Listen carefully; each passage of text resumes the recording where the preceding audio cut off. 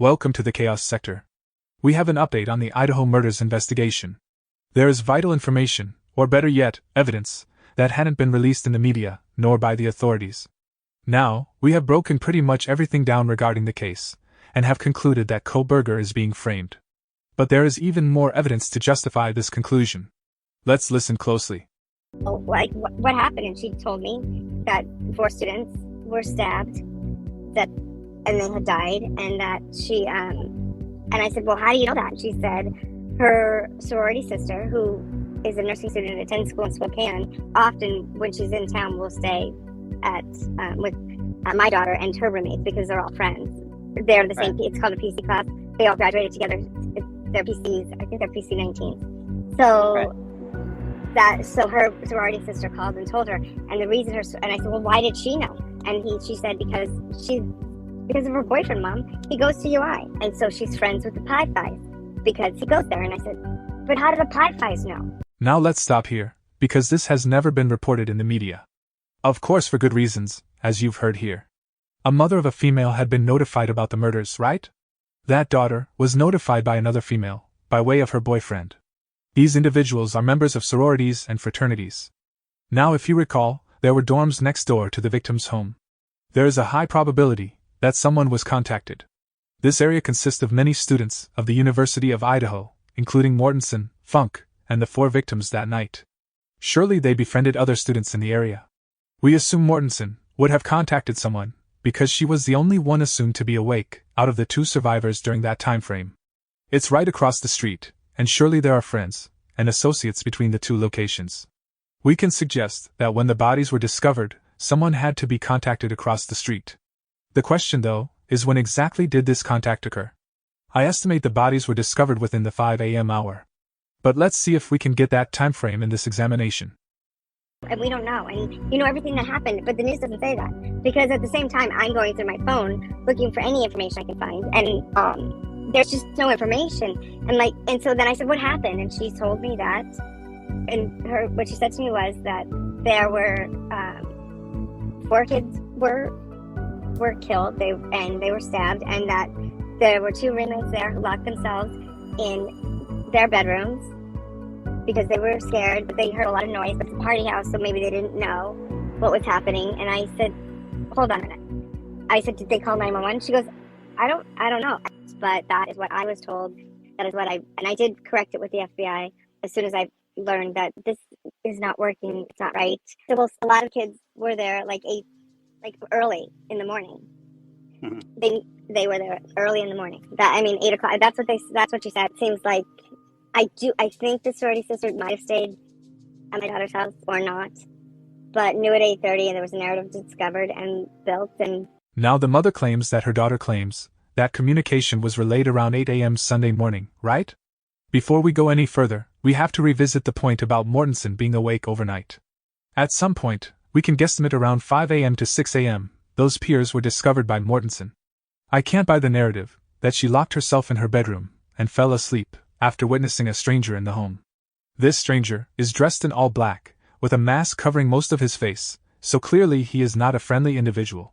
Locking herself in the bedroom makes sense, but now the next step is to notify the authorities, right? I guess it depends on the circumstances. I will elaborate in a moment. Let's continue. 2 people who are really important to the case I don't think they did it. I think they thought it was a shakedown. I do not think any student did it. Right. But I think that all nobody know told you that, more right? That's than something they're that when it comes to the shakedown stuff. Well, I know that's that not something that your daughter told you that she thought it was a shakedown. Oh no, that I was told. No, I was told that. You were told what? When were you told that? It was a drug house that they were there. The creeper was there, and there were people there. Okay. Hold on. Yes, hold on a moment. Based on what this mother was told, there are more people in that home than just allegedly Koberger, right? She states, quote, the creeper was there, and there were people there. It was a drug house that they were there. The creeper was there, and there were people there. Okay. Hold on. Are we to assume there were people there earlier, before the creeper arrived? If so, then how do we find out what time frame this would be? If there were people there to steal drugs, did they successfully steal those drugs? Based on the setting of the home, from Mortensen's accounts, and even Kernodle's DoorDash delivery, and her TikTok video, Doesn't seem they had been robbed for any drugs, right? So, who were these people at the home? I assume these people are accompanying the creeper. And that changes the entire case. Once again, though, this is the first time we have heard about these details. No information of this scenario was ever reported on in the media. Many assumed it was a, quote, drug house. If there were people there to steal drugs, then we have to focus our attention on individuals who knew it was a drug house. And from my understanding, Koberger would not be the first suspect in that case. It would be the college students. But let's continue. Who told you this? And when was this told? My child told me this. This was in the beginning. And she was told by the student from University of Idaho? The student's girlfriend from University of Idaho. Okay, so where did she get that information from? My daughter told me is that she got it from the Wi-Fi. Oh, she got it from the sorority. Yeah, she got it from the sorority. That's what she told me. At the time. Interesting, very interesting. The mother states this was told to her in the beginning, meaning, soon after communication had spread about the deaths. So who are these individuals in the home? If we take her word to be literal as far as the real-time setting, this would mean there are multiple people inside that home. And since the creeper, who is alleged to be Koberger, arrives around 4 a.m. inside the home, these individuals would also be inside the home as well. Now where does this lead us? Well, it's safe to say that there were more people involved in the murders. In fact, it makes more sense the more intruders you have inside the home. Obviously, more attackers means it's easier to get the job done, as opposed to what has been presented, a lone knife men attacking 4 college students. Like we've always said about this case, the truth will slip out of the crevices. You can't hide it forever. Let's continue. You wake up in the morning on November 13th. Can you just describe your day? So I don't remember exactly when I woke up. I just remember waking up and opening up my Snapchat, and there were dozens of Snapchat messages in all the group chats. And I just remember oh, this is kind of whack. And then I got up and I was getting ready for work, and then when I kind of woken up a little bit more, I started to go through them because I did not want to have to read a lot of shit early in the morning. And then I ended up I was just sitting there scrolling through it, and then opened up the messages, and then there it was. It was holy shit, did you guys hear about what happened? Blah, blah, blah, blah, blah. And I'm scrolling up, and there's just, lines and lines and lines of text. Everyone's talking about it. Everyone's awake. And this is before 9:30 on a Sunday. At the beginning, the very, very first messages where people were talking about stabbings, okay, or like a stabbing had occurred. And then it changed to an OD, and it was just kind of weird. Looking back on it, it changed to an OD so quickly, and nobody questioned it, and we didn't question it either because we knew there were drugs in that house, and just genuinely thought okay, they got a bad batch, and that's just what happened. Once again, this information is coming from inside the home. I have to keep reiterating that point. This would be approximately around 8 a.m. Sunday morning, when the initial word had got out. Then, that word spread throughout. But if the initial information was about a stabbing, which is coming from a source inside the house, how did it change to a shooting, or even an overdose? Just because it is considered a drug house, you can't confuse bloody bodies everywhere with someone overdosing, right? This misinformation seemed intentional, and in some way, appears to be a way of eliminating suspects in a murder. An overdose eliminates the victims being stabbed to death, they just overdosed on drugs they consumed. For this to be a rumor, when it was clear they were murdered by stabbing, indicates someone wanted to cover those murders up within the college circle. My point, there is no confusion about how they died. Everyone who was notified about the deaths knew how they died. Also, it is quite malicious to spread that rumor, when you know there were murders. There is someone, or a group of individuals, who are lurking in the shadows, involved in those murders. Let's continue. 11:58 a.m., this phone call goes out to the police, and I'm like, hey Dave, you told me that you knew about this at 9. Let's say that I would have come back months ago when this originally happened. Let's say that I was your family member, and you're telling me about this. And I would have been like, Dave, wait, you told me that you knew about this at 9:30 in the morning. Well, 911 wasn't called until 11:58 a.m. Do you think that that's weird? You get what I'm saying? Yeah. Well, and that's the thing, right? Is 2.5 hours. We don't know, and we never really we didn't a lot of us kind of unplugged ourselves from the case and all the news and everything because just we live in it so much. You see dozens of reporters just going to class each day. You don't want to walk out of your freaking house, But we just kind of stayed unplugged to where we didn't really even think about it or connect the dots, and that's why when I heard WSU's Kim's thing, when she said that, and literally, like, when she was talking about how she, like, yelled at her daughter like that, it literally made me think about, like, my mom doing that to me. Like, that's what it felt like, was like she was my mom saying that same shit to me. Like, how the hell did you know? And it just, like, it literally, like, just blew my mind. How did we know? How did I not think of that? Wait, what? And it just made me have so many other questions, like, holy shit, she's right. And not even to mention that, how the hell did her daughter know? Her daughter goes to WSU. Like, we have, like, way closer, like, I can go through, like, on my phone, one person or two people and be in that house. Right? In that sorority. Like, I've got girls on my phone that are in the sorority, I've got people that know other people in that sorority, like, upper and lower classmen. How did that girl find out? And because, like, depending on who people are friends with and stuff like that. Right, but even then, that quickly, like, you're gonna go to your inner circles first, right? Like, that's why I was talking to the one kid, because his girlfriend was freaking out, and so he was having to be there for her without, like, being able to go to the sorority, so he's texting her and letting her blow off all this steam and telling me what she's telling him, too, amidst the other information that we were receiving. And, yeah, it just, I don't know. I don't know. The female who attended Washington State, being notified about the murders is a bit suspicious to me. The male claims that the inner circle should have been notified first, as they are closer not only physically to the home, but perhaps closer in association to the victims. The source from inside the home made sure that only certain people were notified first. Most definitely the authorities were not notified, and that raises many questions. We can suggest that it was a drug house, and the housemates would be scared to call the authorities due to drugs being discovered.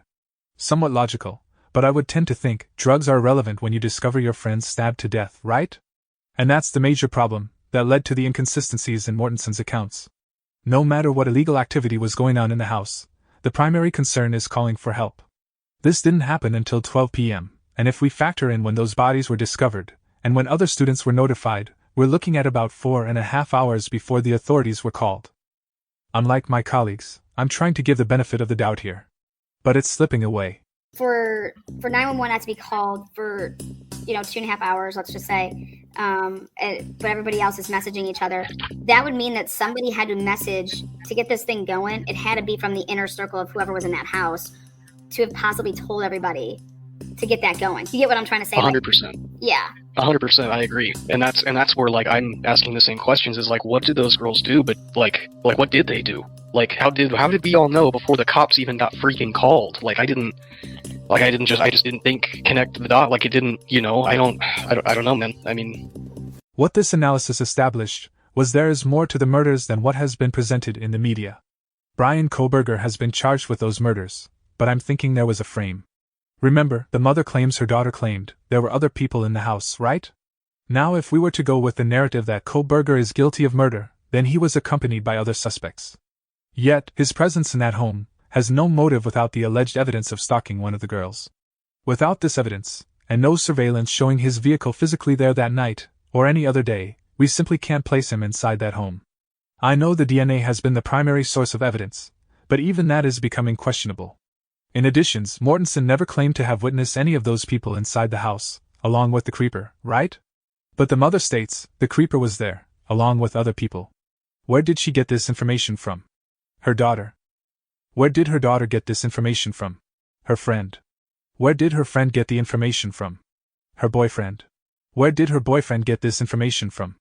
Someone inside that home.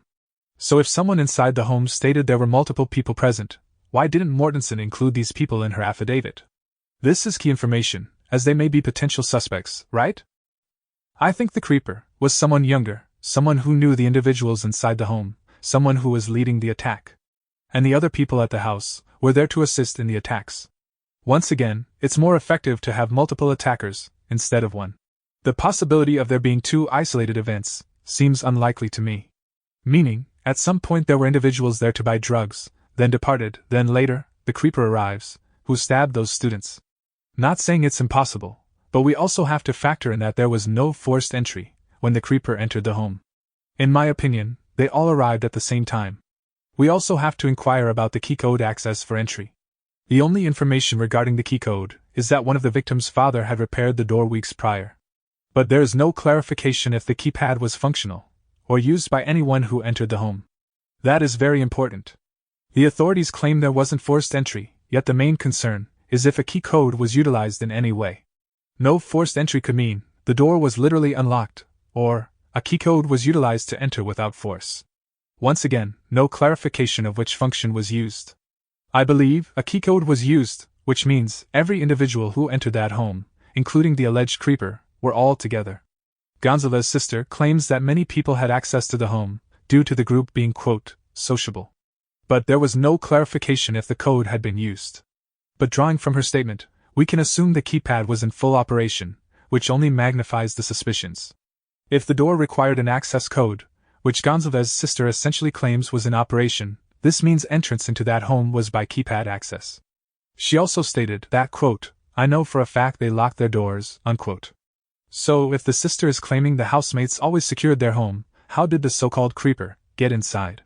Remember, there wasn't forced entry. Now the only way Koberger would have access is he would have to get the access code from someone, right? There is no social link between Koberger and anyone from Moscow, Idaho. No evidence of him stalking those victims. So with process of elimination, we can only come to the conclusion that access into the home came from individuals who knew the code. Koberger was never physically shown anywhere in Moscow, yet there are claims of this.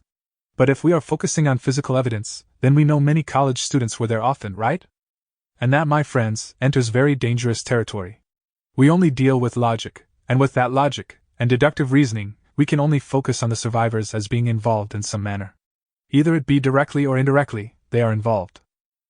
The killers had the access code and quietly entered the home. If you would suggest Koberger is still the killer, then he entered a home without forced entry, yet wouldn't know if the door was unlocked. The only way he would know the door was unlocked is if someone inside had notified him it would be unlocked. We went over this, but to connect our previous analysis with this current evidence, I revisit it. Koberger would travel to Moscow, arrive at the home, but what if the door was locked when he approached? He would have to pick the lock, which would take some time. My point, with the door potentially locked, it creates a setting where he has to alter everything to complete his objective. That objective would be to murder the victims he stalked, right? Can't risk such time-consuming alterations. Stealth can't be compromised by random scenarios. So in my conclusion, the creeper wasn't Koberger, rather someone leading a group into the home as ploy of buying drugs, but were there to murder those college students. Yes, a very clever way to complete the task. In fact, both may have been accomplished simultaneously. Murder the victims, and also take the drugs. If it was a drug house, this means drugs were being sold out of that house. If drugs were being sold out of that house, that means it was essentially loaded. You may say, then how does Koberger end up being the main suspect? Well, the female who attended Washington State, that was notified, may be the reason. If I'm not mistaken, didn't Koberger attend Washington State? Yes, he did. We will return. This is the Chaos Sector.